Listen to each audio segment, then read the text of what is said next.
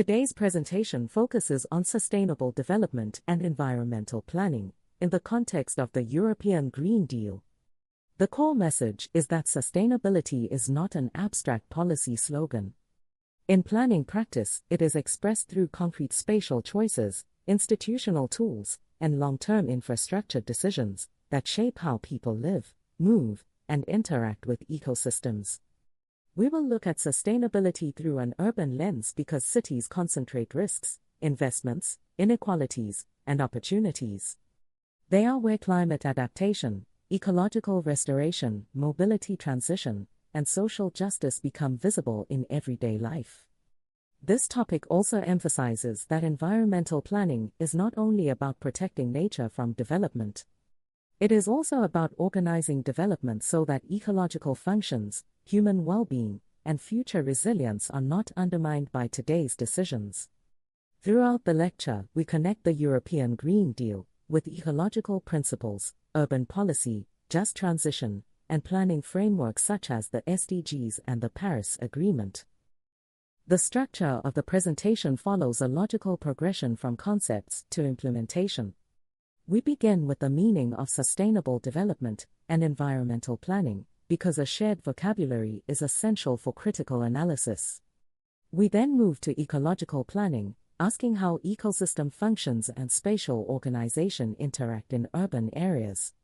After that, we examine climate adaptation and infrastructure planning, since these are fields where planning decisions create long-term lock-in.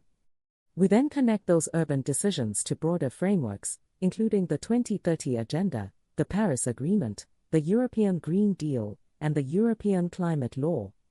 Later in the presentation, we focus on policy integration, just transition, local urban policy perspectives, and the structural barriers that slow green transformation. Finally, we review two best-case examples that show how concepts can be translated into practice. By the end, the aim is not only to understand policy language, but to think like a planner who can interpret frameworks, diagnose barriers, and identify feasible interventions. The learning objectives for topic 4301 are straightforward but important. First, you should be able to define the basic concepts and principles of sustainable development and environmental planning. Second, you should be able to describe how ecological principles and ecosystem functions relate to urban environments and spatial organization. Third, you should be able to explain, in general terms, how climate adaptation and infrastructure planning support environmental sustainability. Fourth, you should identify the main global and national sustainability frameworks that guide planning practice. Fifth, you should show awareness of ethical responsibility and teamwork in sustainable planning. That last point matters because planning is never purely technical. Decisions about land, infrastructure, risk, and investment affect different communities differently. Good planning therefore requires collaboration, transparency, and a willingness to balance competing interests while still protecting long-term public value and ecological integrity. Sustainable development matters because urban development always involves trade-offs. Cities need housing, transport, energy, jobs, and public services, but the way those needs are met can either reinforce vulnerability or build resilience. A sustainable development perspective asks planners to work within ecological limits while maintaining social well-being and considering future generations. This means that planning cannot focus only on immediate economic gains or short election cycles. It must also consider cumulative environmental damage, the unequal distribution of risks and benefits, and the resilience of infrastructure and ecosystems over time. In practice, sustainable development invites a systems view. Environmental, social, and economic processes are interconnected. For example, a transport policy is not only about mobility. It also affects air quality, public health, land consumption, accessibility, and climate emissions. Planning therefore becomes a coordinating activity that connects sectors, scales, and time horizons rather than treating each issue in isolation. Environmental planning gives planners a toolkit for acting on sustainability goals. It includes strategic spatial planning, land use regulation, environmental assessment, monitoring, and participatory decision processes. These tools help planners move from broad sustainability commitments to site-specific and policy-specific choices. For example, land use regulation can protect ecological corridors or restrict development in hazard-prone areas. Environmental impact assessment and strategic environmental assessment help decision makers anticipate consequences before irreversible choices are made. Monitoring is equally important because sustainability is not achieved by writing a plan once. It requires feedback, adjustment, and accountability. Environmental planning also increasingly includes risk-based thinking, which considers hazard, exposure, and vulnerability together. This is especially important under climate change, where flood, heat, drought, and ecosystem stress interact with land use and infrastructure patterns.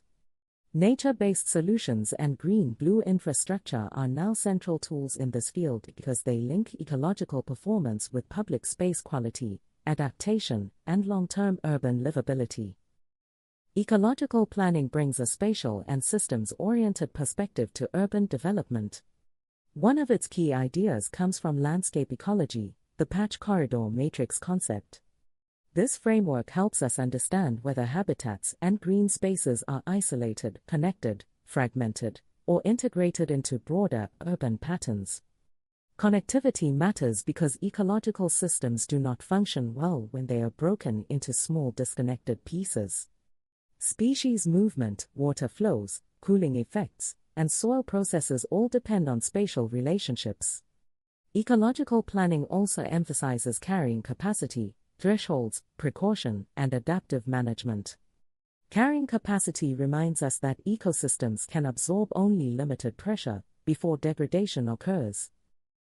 Thresholds matter because ecological change is not always gradual, damage can become sudden or difficult to reverse. Precaution means planners should not wait for perfect certainty before addressing clear risks. Adaptive management means treating plans as learning processes that can be revised as evidence changes. Together, these principles encourage planning that is humble, evidence-based, and attentive to long-term ecological consequences. Ecosystem functions and services are highly relevant in cities, even where urbanization appears to dominate the landscape. Urban ecosystems regulate heat, absorb stormwater, filter air pollutants, support biodiversity, create recreational value, and improve mental well-being. These functions are not optional extras. They are part of the infrastructure of a healthy city. Regulating services are especially important in the climate era because vegetation, soils, and water systems can reduce heat stress and moderate flood impacts. Supporting services such as soil formation and habitat provision maintain ecological stability over time. Cultural services matter as well because public green spaces support social cohesion, recreation, and a sense of place. From a planning perspective, the key lesson is that ecosystem services depend on spatial quality, maintenance, and access. A city can have green areas on paper yet still fail to deliver benefits if those spaces are fragmented, poorly connected, unequally distributed, or inaccessible to vulnerable populations. Spatial organization strongly influences ecological performance in cities. Green-blue networks, hubs, and corridors help connect parks, waterways, open spaces, and habitats across neighborhoods. Street hierarchy and permeability patterns also matter because they shape movement, ventilation, surface coverage, and the potential to integrate vegetation. Compact urban form can support efficient land use and public transport, but compactness must be balanced with access to nature and public space. The goal is not simply more density or less density. The goal is spatial quality, how functions are arranged, connected, and experienced. Mixed-use planning and the idea of 15-minute accessibility also intersect with sustainability, because reducing forced travel can lower emissions while improving daily convenience. However, proximity alone is not enough. The distribution of green space, shade, services, and safe walking routes must also be considered. Good ecological planning therefore links land use intensity, mobility patterns, and ecosystem functions instead of treating them as separate planning topics. Climate adaptation in planning focuses on reducing vulnerability to heat, flooding, drought, and compound risks. In urban areas, this often means using shade, tree cover, albedo strategies, ventilation corridors, retention areas, permeable surfaces, and buffers near water systems. Adaptation is not just a technical checklist. It is a spatial strategy. Where housing is allowed, how streets are designed, how open space is protected, and how water is managed all affect the severity of climate risks. Water-sensitive urban design becomes especially important under drought and intense rainfall conditions because it helps cities capture, reuse, slow, and infiltrate water rather than wasting it or concentrating it in dangerous flows. Adaptation also has an institutional dimension. Early warning systems, emergency planning, maintenance regimes, and cross-department coordination are part of resilience. A city cannot be called climate adapted simply because it has a few green projects. Adaptation requires coherent action across land use, public works, ecosystem management, and social protection. Infrastructure planning is central to sustainability because infrastructure systems last for decades and shape patterns of behavior. A street network can lock a city into car dependence, or it can support walking, cycling, and public transport. Energy systems can reinforce fossil dependency, or they can support efficiency, electrification, and renewable integration.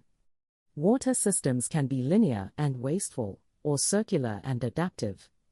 Waste systems can treat materials as disposable outputs or as resources within a circular economy. Infrastructure therefore creates path dependence. Once large investments are made, change becomes harder, slower, and more expensive.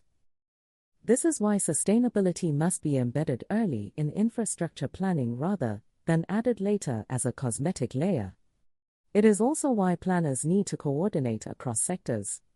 Mobility, energy, water, and waste systems interact with land use, public health, and climate adaptation. Sustainable infrastructure planning is successful when it reduces long-term vulnerability, supports equitable access, and aligns technical systems with broader ecological and social goals. Planning practice does not operate in an institutional vacuum. It is shaped by global, national, and local frameworks that define goals, metrics, and legal or strategic expectations. The 2030 Agenda and the Sustainable Development Goals provide a broad framework linking social, economic, and environmental objectives.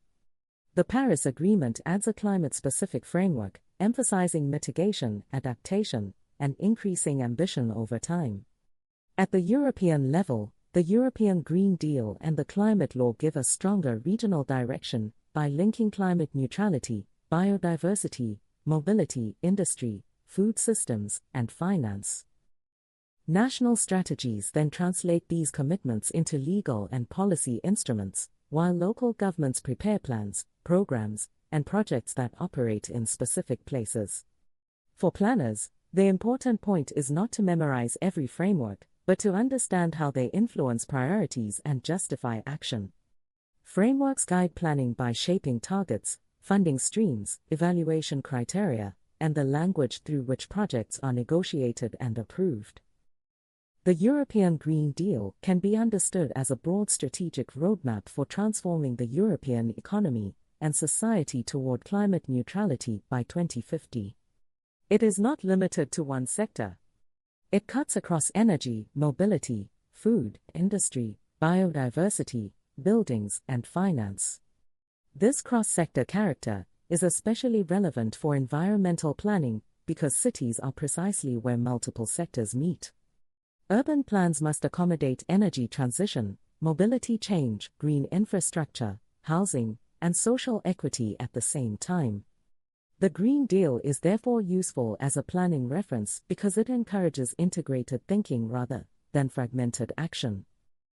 It also places emphasis on implementation instruments and financing, which matters because ambitious policy language does not automatically produce change on the ground. Another important feature is its just transition dimension. The Green Deal recognizes that climate policy creates winners and losers, and that the legitimacy of transition depends on whether burdens, costs, and opportunities are distributed fairly across places and social groups. One of the major planning challenges is climate policy integration. In other words, how can climate considerations be embedded across sectors rather than confined to a single environmental department? The policy mix in the European Union has evolved over time from a more limited focus on emissions trading toward a broader combination of regulatory, market-based, and enabling instruments. For planners, the lesson is that sustainability requires coherence. It is not enough to have a climate strategy in one document if transport plans, housing projects, infrastructure investments, and zoning decisions undermine that same strategy. Policy integration therefore means checking whether instruments across sectors pull in the same direction or create contradiction. The European Green Deal has strengthened this integration agenda, but practical enforcement and coordination remain difficult. Institutional silos, competing budgets, and uneven administrative capacity often reduce effectiveness. This is why planners need both strategic vision and operational mechanisms, including interdepartmental coordination, monitoring indicators, and procedures for resolving cross-sector conflict. Just transition is a critical idea because environmental transformation is never socially neutral. Distributional justice asks who gains and who loses from policy change.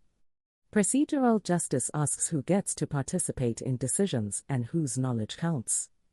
These questions become even more complex in multi-level governance systems, where responsibilities are spread across the European Union, national governments, regions, and municipalities.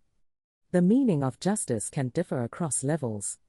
A national ministry may frame justice in terms of employment or energy prices, while a local government may focus on access to housing, mobility, cooling, or public space. Funding arrangements also matter because local authorities are often expected to deliver ambitious goals without proportional resources or autonomy. In planning practice, a just transition approach means designing sustainability measures that do not deepen exclusion. It means engaging affected communities, considering territorial differences, and recognizing that legitimacy is part of effectiveness. A policy that is environmentally sound but socially rejected may fail in implementation. Local urban policy perspectives remind us that sustainability transitions are experienced unevenly. Research on cities in post-socialist contexts shows that official policy priorities do not always align with residents' everyday concerns. There can also be uneven patterns of smart or green development, where isolated flagship projects emerge without wider systemic improvement. Sometimes this produces what has been called emerald islands, pockets of success surrounded by areas that remain underserved or environmentally vulnerable. This is a warning against assuming that a few visible projects represent full transformation. Local participation and geo-participation tools are important because they help reveal how residents interpret problems and priorities in specific neighborhoods. Geographic information systems can also support this process by combining environmental, infrastructural, and social data. For planners, the lesson is that urban sustainability must be evaluated not only by policy ambition, but by territorial coverage, implementation quality, and lived experience. A city becomes sustainable when benefits are distributed and embedded, not merely showcased. A useful way to evaluate planning frameworks is to ask how well the European Green Deal aligns with the Sustainable Development Goals. There are clear strengths. The Green Deal strongly supports SDG 7 on clean energy, SDG 12 on responsible production and consumption, and SDG 13 on climate action. But there are also gaps and tensions. Social goals can be less visible or less strongly operationalized than environmental and economic modernization goals.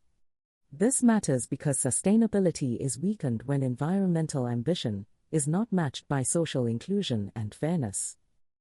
For planning practice, SDG mapping can therefore be used as an auditing tool.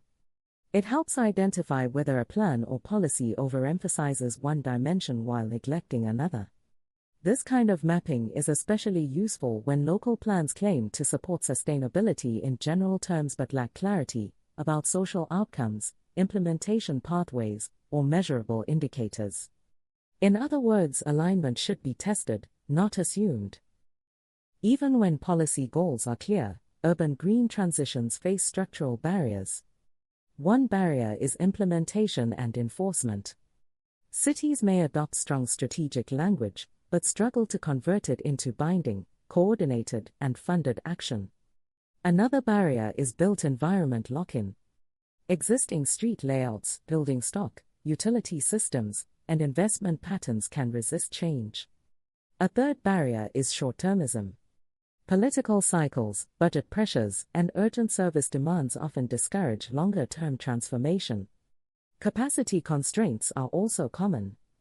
Many municipalities do not have enough staff, technical expertise, or institutional coordination to manage complex sustainability programs. Finally, social acceptance and stakeholder conflict can slow action if transition measures are perceived as unfair or poorly communicated. Recognizing these barriers is not a reason for pessimism. It is a reason for realism. Effective planning requires diagnosis of structural conditions, not only visionary language. The more clearly barriers are identified, the more targeted and feasible the response can be. The Superblock model in Barcelona is a useful best-case example because it shows how multiple planning goals can be combined through spatial reallocation. The basic idea is to move through traffic to perimeter streets while calming interior streets and repurposing them for people, greenery, and local activity. This shift creates co-benefits. It can reduce noise and air pollution exposure, increase pedestrian safety, encourage walking and cycling, and create space for trees, seating, and community use. From an ecological planning perspective, the Superblock is not simply a transport intervention. It is a reorganization of urban space that influences microclimate, public health, public life, and environmental quality. Many implementations begin through tactical urbanism, which allows cities to test ideas before committing to permanent redesign. At the same time, the case also teaches caution. Success depends on design quality, community acceptance, and network-level integration. A Superblock is most powerful when it is part of a wider urban strategy rather than an isolated experiment. The second best-case example connects a European Green Deal to planning evaluation through the new European Bauhaus. The NED emphasizes that places should be sustainable, inclusive, and beautiful. The Rijeka case is valuable because it translates these values into an indicator-based assessment method applied to urban plans. Instead of treating sustainability as a vague aspiration, the method uses land use occurrence indicators to examine how planning documents reflect green infrastructure, public open space, public service networks, and urban regeneration priorities. This kind of approach is useful for benchmarking, plan revision, and design briefing because it makes abstract values more measurable and comparable. For planners, the transferable lesson is methodological. Frameworks become more actionable when they are operationalized through indicators that can support discussion, monitoring, and revision. The case also shows that planning quality is not only about technical compliance. It is also about whether plans produce environments that are functional, socially meaningful, and aligned with larger transition values. To conclude, sustainable development and environmental planning should be understood as long-term, systems-based tasks rather than isolated technical exercises. Ecological principles help planners see how spatial organization affects ecosystem functions and urban resilience. Climate adaptation and infrastructure planning are central because they shape long-lived systems and can either reduce or deepen vulnerability. Frameworks such as the SDGs, the Paris Agreement, the European Green Deal, and the climate law are important because they align targets, indicators, and institutional expectations. However, Frameworks alone do not guarantee success. Implementation depends on policy integration, multi-level governance, local capacity, and attention to justice. The best-case examples show that urban planning can deliver multiple co-benefits when mobility, ecological function, public space, and evaluation methods are brought together. The overall lesson of topic 4301 is that planning practice must connect strategy with place, policy with design, and environmental ambition with social responsibility. That is where sustainable urban transformation becomes credible.